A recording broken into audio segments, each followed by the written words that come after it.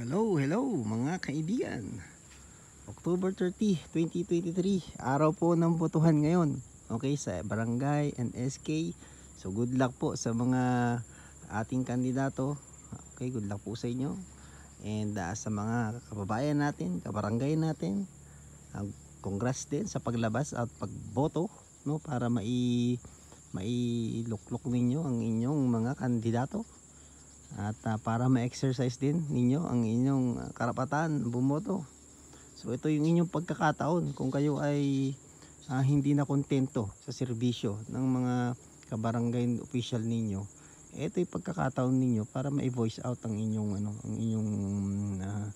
saloobin sa pamamagitan ng pagboto at tamang pagpili ng mga kandidatong sa tingin ninyo ay makakatulong sa inyong barangay. So yun po ang event for today. Kaya nga andito ako sa farm ngayon, no? Andito ako sa Castañeda ngayon, and dito tayo magbibigay din at the same time ng update. So tapos na ako bumoto. Yan, meron na tayong maruming daliri. Pero okay yung daliri natin. Purple nail. And yan, bigyan ko lang kayo ng update. Since andito tayo, tingnan natin kung ano yung progress ng ating mga proyekto dito. So, from our previous farm update, sabi ko sa inyo ay medyo nag-scale up kami, medyo soft scaling kami sa romaine, specifically po yung Xanadu. And ito na po yung ating Xanadu. So yan, boom, yan, no? Ay siya nung tinanim, Tyrol po ito, and then sa banda po sa dulo ay Xanadu. Saka ito po Xanadu na po yan. So 10, 18, 12, 17 days to go, and pwede na po tayo mag-harvest dyan. And then ito siguro late lang po ito ng mga 5 days ganon and harvest. And then ito pong 6 na bed dito. 6. Yan, Xanadu din po ang itatanim natin diyan. Okay? Ito po yung tatamnan natin ng 7,000 heads. So ipapakita ko sa inyo mamaya yung condition ng ating punla.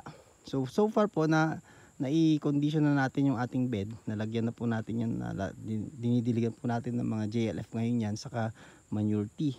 So diyan muna siya kinu-cure natin, no, yung soil. Piniprepare natin yung microbes sa soil, and then kung mapapansin po ninyo, covered na rin ng mulch yung ating taniman. So yung gagawin ko po rito guys ay ito, papakita ko sa inyo. Dito po tayo sa gitna, magtatanim po tayo rito ng sultan. So 2 linya po ng sultan sa gitna, and then yung gilid po 2 linya both side ng romaine. Okay, romaine na Xanadu. Yan po ang plano diyan, para hanggang dito po yung Xanadu, 2. Diyan natin itatanim para habang hinihintay po natin yung ating sultan, meron po tayong ma-harvest na Xanadu sa 25 days. Okay, then after that, yung mga butas po na yan, dyan na lang tayo maglalagay ng mga manure later on. Okay, so yun po yung plano rito. So in total, at least at our distance, tayo 500 na puno. More or less 500 na puno sa isang bed. So ito pong 1, 2, 3, 4, 5, 6. So 6 times 5, so 3,000 po na puno yung mailalagay po natin ditong sultan. So i-add po natin yon kasi by that time po ay na-harvest na po natin yung Xanadu doon. So add lang po tayo 4,000. Okay? So yan po yung yung ating plan. So eto ngayon, pinag-iisipan namin kung maglalagay pa ba kami ng tunnel. So nate-tempt na naman ako guys na ituloy yung pagtatanim ng walang tunnel. Pero yan, kaya hindi ko muna siya ina-actionan kasi it's better to delay po yung decision na ganun. Kasi pag mag-tunnel po kami rito, magkukonsume kami rito ng more or less siguro mga 2 to 3 days. Yan, para makumpleto lahat. Sabi mo ng 1 week para makumpleto po lahat itong pagtatunnel natin. But we will see, check po natin. Actually po ito pong ating area na to ay pampalusot kasi ini-expect namin na may may malalakas pang bagyong darating sa mga last few months. So at least nakasave po yung ating 4,000 na puno ng sultan. Okay, 4,000 po yun na puno. Then over here po ay nag-harvest na po tayo ng ating pipino. First harvest, second harvest na po tayo. And ito po yung condition ng ating mga open field. So ayan po yung kaibahan niya. Open field, second harvest at may naninilaw na po agad. 'Di ba? So kung i-compare niyo po dun sa ating naka-greenhouse sa palayan, eh alam natin na malayong-malayo po yung performance niya. Pero ito po kasi ay mass planting. So nasa 1,000 puno po yung andito. And syempre hindi siya masyadong nabibigyan ng attention kagaya nung ginagawa natin sa ating garden. Okay, so, kasi sa garden natin 100 puno lang naman na mahigit. O di ba? So bukas harvest na naman po tayo rito. So meron siyang dilaw, yung sidewalk natin kailangang sprayan. So magdadala ako ng contact na sprayer sa susunod na punta ko rito kasi kailangan pong sprayan natin tong sidewalk para hindi po damuhin. After po nitong pipino ay ang itatanim natin dito ay kasabay na po nun. Sultan na rin pong itatanim natin dito. Para lahat po ng andito sa loob ng tunnel ay meron tayong sultan. Ay sa loob ng ating net house. Meron po tayong konting sultan dito, 2,000 puno. At ngayon po ay kasalukuyang inaatake ng mga mites saka kulot. So normal po, usual po ito mga problem ng mga nagsusultan. And yes, tawag doon, kinukure pa natin, kinukure po siya. Ganun pa man, malalaki naman po ang ating bunga. So halo-halo na po ang sakit dito, meron pong fungus, merong mites, so talagang hindi siya tinatantanan ng mga mites, especially nung naka-cover po ito. Ayan, kaya makikita nyo po yung ating tunnel, binuksan na namin para maitaboy yung mga mites natin, mga trips natin, kasi yung ulan ayaw din nila ng nauulanan lagi itong mga mites po na ito. Ayan, kaya yan yung way natin para maalis sila. And syempre habang nagkakandak din tayo ng spray, so nag-i-spray pa rin po tayo rito. And then dahil marami pong namatay sa site na yon, pinatamnan ko na rin ng lettuce. Yan. So yung mga pagipagitan pinatamnan ko na ng lettuce para 25 days ma-harvestan natin kasi sayang po yung area. Nanghihinayang ako sa area, then meron tayong tunnel, so might as well tamnan na rin natin ng lettuce para mapakinabangan po natin, ma-recover natin yung ating cost of effort. So yung effort na in-spend natin dito sa yung resources, ma-recover natin sa pamamagitan po ng pagtatanim ng mga short-term crop katulad po ng lettuce. Yan. Kaya meron po akong nilagay sa pagitan. Naka-drip lines po tayo rito. And usually po yung ating fertigation ay pinapadaan namin sa drip lines. Pero bukod po doon ay naglalagay din kami ng manual drenching. So gumagamit po kami ng ganito sa manual drenching. Sa mga nagtatanong, paano kayo nagma-manual drenching? Ayan. Meron kaming ganito. O yan. Ganyan. Tinalian lang namin dulo. Then tinatabo-tabo lang natin yung ating solution nakalagay po sa drum. Yun. Okay. So ito po yung ating mga tanim sa ngayon. Yung pong ating beans ay medyo palipas na. Kaya't ang gagawin po natin sa beans, i-spray natin yung ilalim ng contact base. Kaya't pag nag-spray po tayo doon, mag-spray din sila rito. And then tatamnan po namin yun ng pipino. So yung pinanggalingan po ng beans, pipino naman po yung susunod nating itatanim. So lagi po kaming mayroong pipino o kaya beans dahil yun po ay ang ating cash crop. Okay? Yun po yung cash crop natin na pang suporta sa gastusin dito sa bukid. So tingnan natin po yung closely yan. Yan po yung ating Tyrol. Ito po ay Tyrol ng Condor. Okay? So yan. Katulad din po siya ng ng Sanadu. Pero dito po sa kabila, Sanadu na ito ng Ezra. Yan. So malapit-lapit na kami magpakandak ng pagdadabo dito. So yun. 15 days magsisimula na po tayo mag-harvest dito. Pagka-harvest dapat may tatanim uli kami para matuloy-tuloy natin hanggang December yung ating romaine. Yan. Okay, medyo mababa yung tunnel natin. Pero okay lang. So yan po itsura, ganyan po kami magtanim ng romaine. Ganyan po ang aming pagtatanim din mga damo, yan, tumutubo. Hindi ba iwasan? Oh. Pupunutin mo lang, ganoon. Okay, yan. Ganon din sa palayan tinutubuan din. Kaya lang dito kasi mas malalaki po yung butas ng ng pinagtamnan ng lettuce kaya mas madaming damong tumutubo. Okay, so yan. Ayan po yung kanyang 18 po namin siya tinransplant eh. 30 ngayon. So 12 days from transplant. Kaya mga ano na lang, 13 days pwede na po tayo mag-harvest. 2 weeks guys, 2 weeks. Start na po tayo mag-harvest dito. Okay. So daw, ayan po yung ating mga tanim. And over here dito, papakita ko naman sa inyo yung aming preparation para sa susunod na batch ng ating sultan. So ito po yung unang batch. Magtatanim po tayo siguro next week. Unang batch pang ano lang, pang 50 trays lang, 4,000 to 5,000 na puno. Diyan po natin itatanim. And then yung ating pong panibagong batch,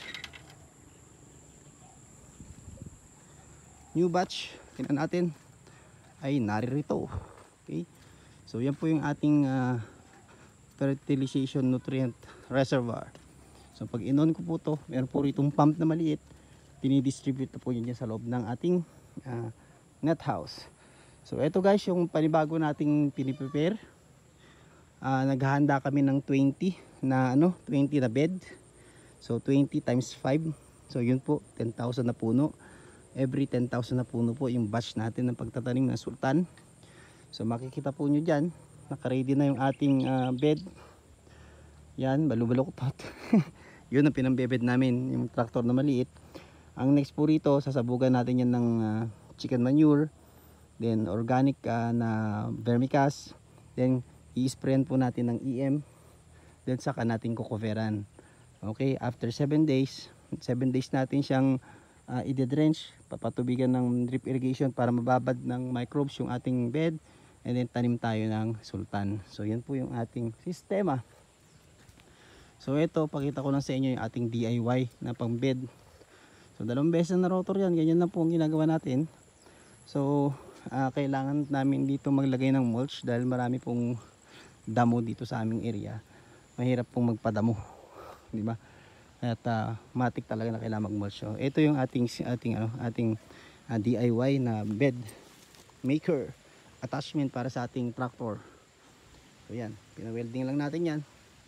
May 2 disc doon. So pinapadaanan dito, anong tawag doon? Nandito sa kabila yung isa, dito yung isa. So nakakabuo siya ng bed. Then pinapatag naman yung dulo. Pang pang patag. Okay? So yan po yung ating preparation para sa second batch ng sultan. And then ito po yung mga susunod. Yan. So every 20 beds gagawa tayo. 20, pag naka 20 po sila, so naka 14 pa lang sila, gagawa pa po ng 6. After makagawa ng 6, maglalagay po tayo rito ng taniman ng pipino, yung may balag para break, i-break nya. Either magtatanim po kami ng pipino or maglalagay kami ng net house na katulad po ng ganon, ng isang linya. And then start po uli ng second batch po doon.